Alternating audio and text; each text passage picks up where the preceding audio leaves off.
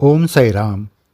पुणे के धनकवड़ी में रहने वाले सत्यवान पांचा, इन्होंने श्री साई सागर को अपना अनुभव लिखकर दिया था।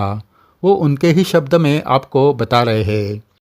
श्री पांचाली जी ने कहा, जून 2008 की ये बात है। सुबह मैं इस्कॉन मंदिर में सेवा करके मैं घर आया।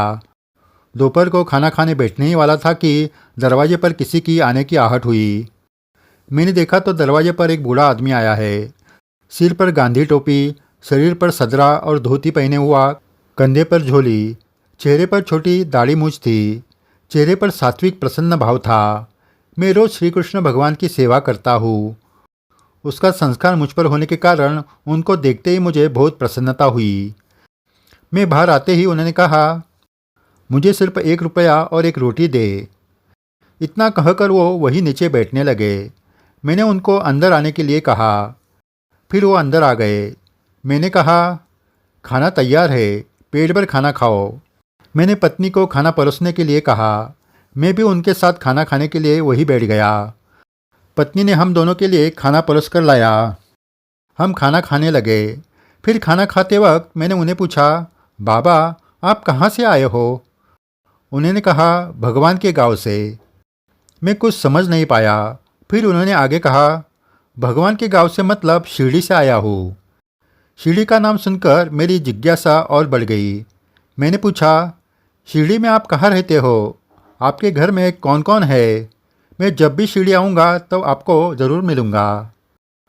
बाबा ने कहा, मैं शिरडी में रहता हूँ। मुझे 2 बेटे हैं, उसमें से एक डॉक्टर है। इस जवाब का अर्थ मेरे समझ में नहीं आया। मन में आया, बच्चे इतने पढ़े लिखे हैं तो ये ऐसे क्यों घूम रहे हैं? अगर बच्चे हैं तो इनका शिरडी में ज़रूर घर होगा। मैंने फिर पूछा, लेकिन आपका शिरडी में कहाँ घर है? बाबा ने शांत शब्दों में कहा, मैं मंदिर में ही रहता हूँ, वही खाता हूँ और वही सोता हूँ। उनके जवाब से मुझे कुछ भी समझ में नहीं आ रहा था। इसलिए मैंने पूछा, आप मंदिर में मुझे वहाँ कहाँ मिलोगे? बाबा ने कहा, जब तू शिरडी आएगा तो मैं मंदिर के दरवाजे पर ही रहूँगा। मैं तुझे पुकारूँगा, तू चिंता मत कर। इस जवाब से आगे उनको क्या पूछे ये मेरे समझ में नहीं आ रहा था। मेरी उलझन देखकर बाबा मेरे घर में लगाया हुआ इस्कॉन मंदिर का फोटो देखने लगे। फिर मैंने कहा, बाबा मैं इस्कॉन मंदिर में सेवा करता हूँ, मैं श्री कृष्ण का भक्त हूँ। बाबा ने कहा, भक्ति करता हूँ ये ठीक बोला, लेकिन मैं भक्त हूँ ऐसा कभी कहना नहीं चाहिए। फिर से मैं उलझन में पड़ गया। ये देखकर बाबा ने आगे कहा, मनुष्य को भक्ति करनी चाहिए, लेकिन मैं भक्त हूँ ऐसा कभी कहना नहीं चाहिए। अपने भक्ति की चर्चा कभी नहीं करनी चाहिए। कोई भक्ति मार्ग में नया है तो उसे नम्रता से बात करके सच्चा मार्ग दिखाना चाहिए।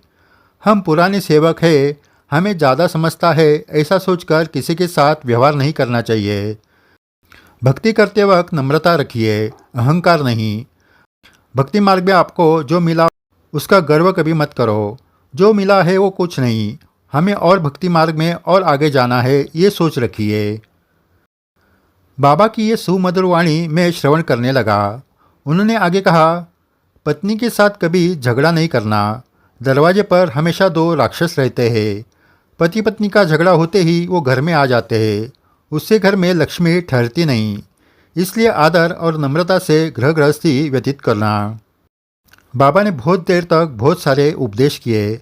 तब तक हमारा खाना खाकर पूरा हुआ। हमने हाथ धोए। बाबा ने फिर आगे कहना शुरू किया कि मैं एक दिन जंगल में गया था। वहाँ मुझे 2 बूढ़े आदमी मिले। मैंने उन्हें बोलते बोलते रोक दिया और कहा, बाबा मुझे काम पर जाने के लिए देर हो रही है, मैं अभी निकलता हूँ। फिर वो बाहर गए और पीछे मुड़कर उन्होंने मुझे 1 रुपया देने का इशारा किया। फिर मेरे ध्यान में आया कि मैंने उन्हें 1 रुपया नहीं दिया। मैंने जेब में हाथ डाला तो जेब में 1 रुपया नहीं था। मैंने पत्नी को अंदर जाकर पैसे लाने के लिए कहा। पत्नी अंदर चली गई और मैंने बाबा से पूछा, अब कहाँ जाओगे? बाबा ने कहा, अब मैं पंढरपुर जा रहा हूँ। तब तक पत्नी पैसे लेकर आ गई। मैंने पीछे मुड़कर देखा तो 10 रुपये की नोट लेकर वो आई थी। उसे घर में 1 रुपये का सिक्का नहीं मिला। मैंने सोचा बाबा को पूरे 10 रुपये ही दे दूँ। ये सोचकर मैंने 10 रुपये लेकर दरवाजे पर गया तो वहाँ कोई नहीं था। मैं हैरान हो गया। क्योंकि सिर्फ 10 रुपये लेने के लिए मैं मुड़ा था और वो लेकर दरवाजे पर गया था। एक एक क्षण में वो बाबा कहाँ गए। मैं तुरंत घर के बाहर आ गया। हमारे घर के बाहर ही रोड है। मैंने दोनों तरफ देखा तो दूर दूर तक मुझे कोई नहीं दिखा, ना ही वो बाबा किसी के घर के सामने दिखे। मैंने पत्नी को पैसे देकर उन्हें ढूंढकर वो देने के लिए कहा। पत्नी तुरंत आसपास उन्हें ढूंढने चली गई, लेकिन वो बाबा उन्हें कहीं भी नजर नहीं आए, जैसे वो हवा में गायब ही हो चुके थे। बाबा ने सिर्फ 1 रुपया मांगा था और मैं उन्हें दे नहीं सका, इसका मुझे बहुत दुख हुआ। वो साईं बाबा ही थे, इसमें कोई शक नहीं। उन्हें मुझे और कुछ कहना था, लेकिन मैंने एक काम पर जाना है ये कहकर उन्हें रोक दिया। उन्होंने ऐसी माया निर्माण की कि मेरे जैसे हमेशा सतर्क रहने वाले इंसान को कुछ समझ में नहीं आया। आज भी मेरे मन में आता है कि मेरे बाबा मेरे घर वापस कब आएंगे। जय साईं राम। आगे भी ऐसे अद्भुत अनुभव आपको सुनाए जाएंगे। अगर आपने ये चैनल सब्सक्राइब नहीं किया तो ज़रूर कीजिए